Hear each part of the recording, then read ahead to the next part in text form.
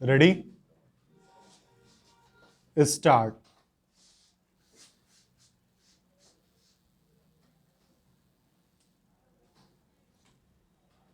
दिल्ली की एक अदालत की ओर से दिसंबर 2019 में जामिया मिलिया इस्लामिया के आसपास नागरिकता संशोधन कानून के खिलाफ हुई भीषण हिंसा में आरोपित 11 लोगों को जिस तरह आरोप मुक्त कर दिया गया, उससे कई प्रश्न खड़े हो रहे हैं। इन प्रश्नों का उत्तर मिलना आवश्यक है क्योंकि अदालत इस नतीजे पर पहुंची है कि पुलिस हिंसा के असली षड्यंत्रकारियों को पकड़ने में असफल रही। दिल्ली पुलिस को या तो अदालत के फैसले को चुनौती देनी चाहिए या फिर यह बताना चाहिए कि वह अपराधियों तक पहुंचने में नाकाम क्यों रही। यह स्वीकार नहीं कि दिल्ली पुलिस अदालत के फैसले को स्वीकार कर ले और हिंसा के गुनाहगारों की खोजबीन न करे।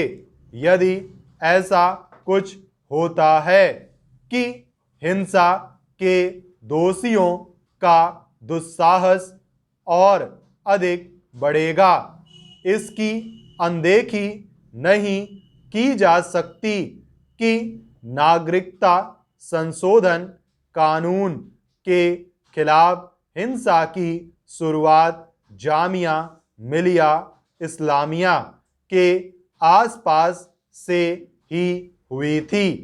यह हिंसा दिल्ली ही नहीं, देश को भी दहलाने वाली थी।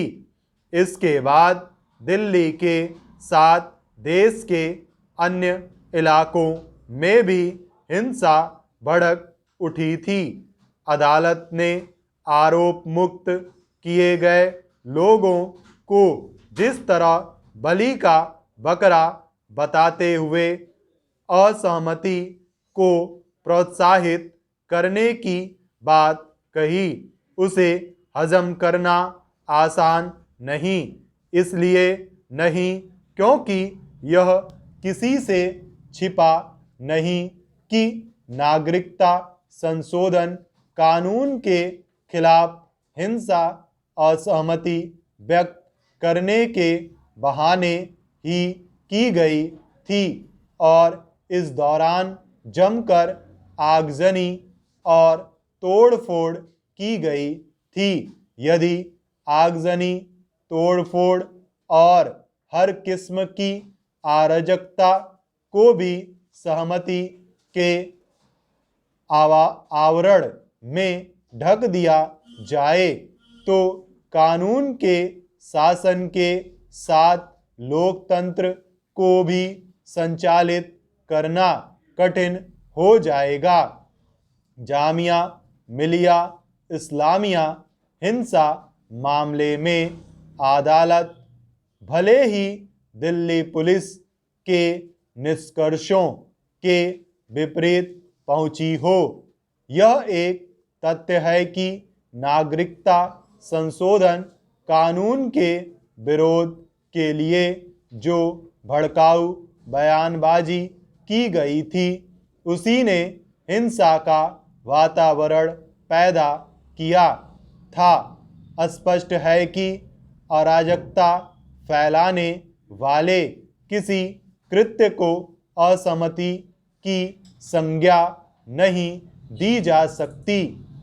यह पहली बार नहीं जब अराजकता के मामले में किसी अदालत ने पुलिस के आरोप पत्रों को खारिज किया हो। इस तरह के मामले सामने आते ही रहते हैं। कई बार ऐसे मामले चौंकाते भी हैं। ऐसे मामलों में केवल यह कहने से काम चलने वाला नहीं है कि पुलिस की कार्यप्रणाली में सुधार की आवश्यकता है। निसंदेह इसकी आवश्यकता है और इसे लगातार महसूस भी किया जा रहा है, लेकिन इसके साथ असहमति के अधिकार की नए सिरे से व्याख्या करने की भी जरूरत है।